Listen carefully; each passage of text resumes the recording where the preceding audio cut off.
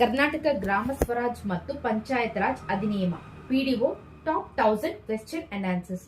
Question 1. 1993ರ ಕಾಯ್ದೆಯನ್ನು ಏನೆಂದು ಕರೆಯಲಾಗುತ್ತದೆ? ಕರ್ನಾಟಕ ಗ್ರಾಮ ಸ್ವರಾಜ್ ಮತ್ತು ಪಂಚಾಯತ್ ರಾಜ್ ಅಧಿನಿಯಮ 1993ರ ಕಾಯ್ದೆಯ ಪ್ರಕಾರ ಎಷ್ಟು ಪದಗಳಲ್ಲಿ ವಿವರಿಸಲಾಗಿದೆ? ಉತ್ತರ 43. ಯಾವ್ದ್ಯಾವ್ದಪ್ಪ ಅಂದ್ರೆ ಅಸಿಸ್ಟೆಂಟ್ ಕಮಿಷನರ್, ಹಿಂದುಳಿದ ವರ್ಗಗಳು, ಕಟ್ಟಡ ವ್ಯವಹಾರ, ಆಕಸ್ಮಿಕ ಖಾಲಿ ಸ್ಥಾನ, ಮುಖ್ಯ ಕಾರ್ಯನಿರ್ವಾಹಕ ಅಧಿಕಾರಿ,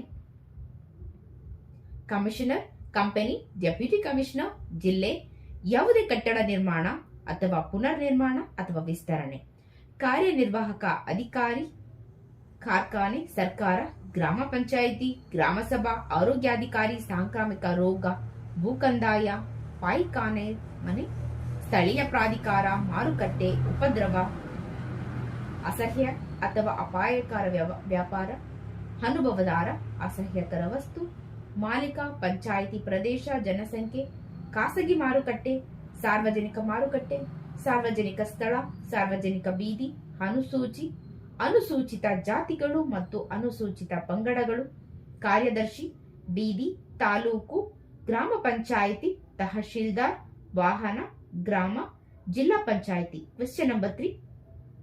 ಕರ್ನಾಟಕ ಗ್ರಾಮ ಸ್ವರಾಜ್ ಮತ್ತು ಪಂಚಾಯತ್ ರಾಜ್ ಅಧಿನಿಯಮಕ್ಕೆ ಸಂಬಂಧಿಸಿದಂತೆ ಆಪ್ಷನ್ 1.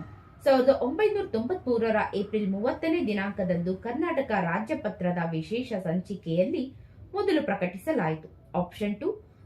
1993ರ ಏಪ್ರಿಲ್ 30ನೇ ದಿನಾಂಕದಂದು ರಾಜ್ಯಪಾಲರ ಅನುಮೋದನೆಯನ್ನು ಪಡೆಯಲಾಗಿದೆ. ಇಲ್ಲಿ ಉತ್ತರ 1 ಮತ್ತು 2 ಎರಡೂ ಕೂಡ ಸರಿಯಾಗಿದೆ. ಕ್ವೆಶ್ಚನ್ 4. ಕರ್ನಾಟಕ ಗ್ರಾಮ ಸ್ವರಾಜ್ ಮತ್ತು ಪಂಚಾಯತ್ ರಾಜ್ ಅಧಿನಿಯಮದ ಉದ್ದೇಶಗಳಲ್ಲಿ ಯಾವುದು ತಪ್ಪಾಗಿ ಪಟ್ಟಿ ಮಾಡಲಾಗಿದೆ? ಆಪ್ಷನ್ 1. 73ನೇ ತಿದ್ದುಪಡಿಯ ಉದ್ದೇಶವನ್ನ ಈಡೇರಿಸುವುದಕ್ಕಾಗಿ